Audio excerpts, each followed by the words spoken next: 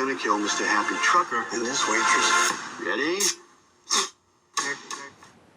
Hello everybody, welcome back to Screenstars. I'm here today to bring you my review for the 2023 action thriller Sympathy for the Devil.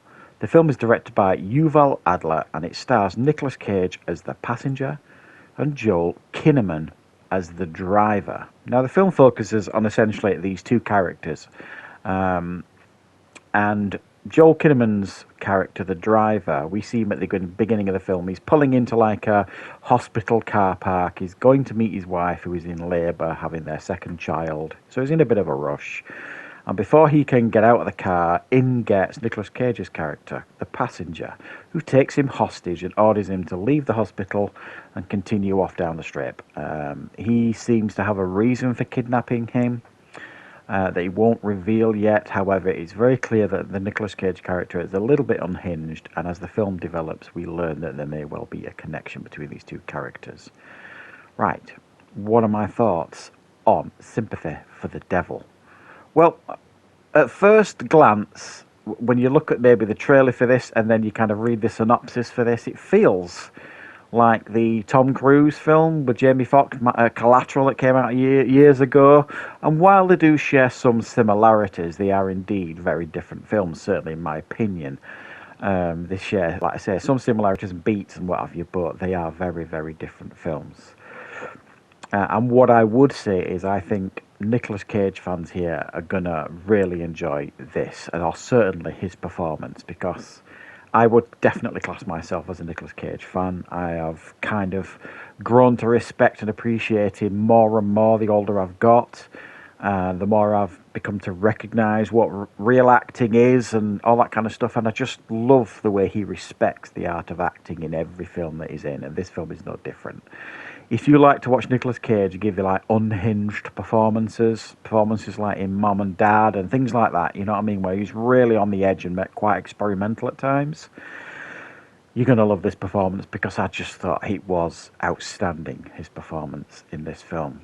To be honest, the performance was too good for this film, and it's easily hands down the best thing in this film. If it wasn't for Nicolas Cage's performance, put it this way, if it wasn't Nicolas Cage in this film and it was somebody else, I don't know, whoever you want to choose and put it in, this film I would have probably knocked it down, maybe at least 1.5 points. He's just so good in this film. Every second he's on screen is a joy, and I just thoroughly enjoyed him. Joel Kinnaman, who I think is a fine actor, is absolutely fine in this film, but his performance next to Cage's is like oil and water. Cage is like completely unhinged, over the top sort of thing, and Joel Kinnaman is a desperate guy. He wants to get to the hospital. His wife's in labour. He doesn't understand why he's been kidnapped. So it's a far more subdued performance from him, but the right level of despair and anxiety as well is displayed. Now, for me, the biggest issue I have with this film is the whole way the film chooses to explain the narrative of how these two characters are connected. It does it so poorly that it's only really right at the end of the film do you really understand the connection between them. It makes an attempt a couple of times in the film to kind of hint at the relationship or hint at the connection, and it's written so poorly, if you like, it just doesn't land. So for much of this film, while you're thoroughly enjoying the interactions between the two and the great performance by Nicolas Cage, when you actually start thinking about the film and thinking, well, hang on a minute, why is he doing this? I don't get it. And I just think the film could have done such a better job of the so-called big reveal of the connection between the two characters. It would have had much bigger impact than it actually did. Taking that out of the equation, if you like, I think if that had been done better, I think if the film had been better written, this film again could have been much, much better for sure.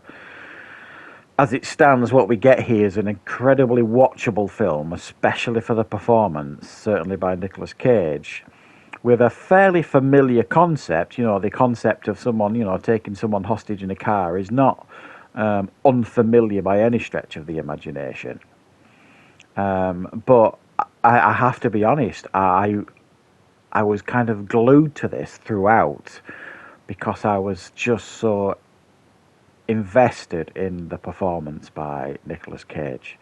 I'm loving this renaissance he's having right now. And while this film is not at the same level, obviously, as some of his top cinema releases he's had recently, like The Unbearable Weight of Massive Talent and Renfield and things like that, it's not going to get recognised, certainly to them levels.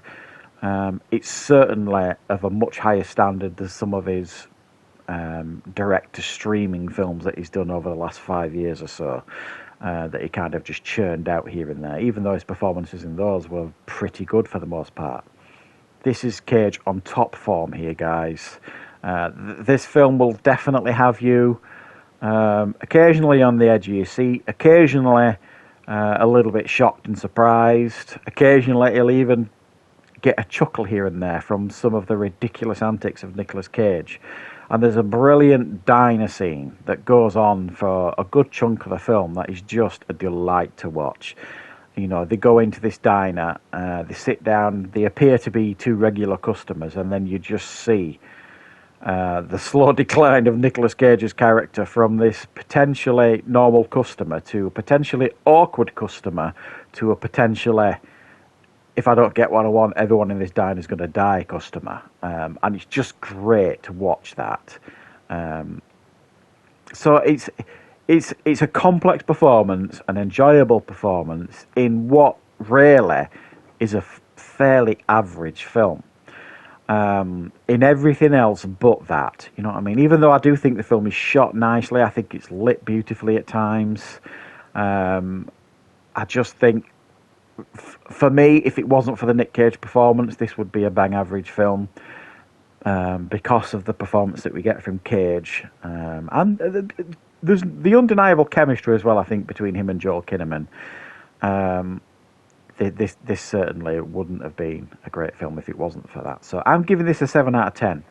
Definitely, probably being a tad generous with that score here, but I couldn't help but enjoy the performance, and I would definitely recommend to you guys, if you're a fan of Nicolas Cage, get this film watched. You will absolutely, thoroughly lap up his performance. So thanks for watching, guys. I hope you enjoyed this review.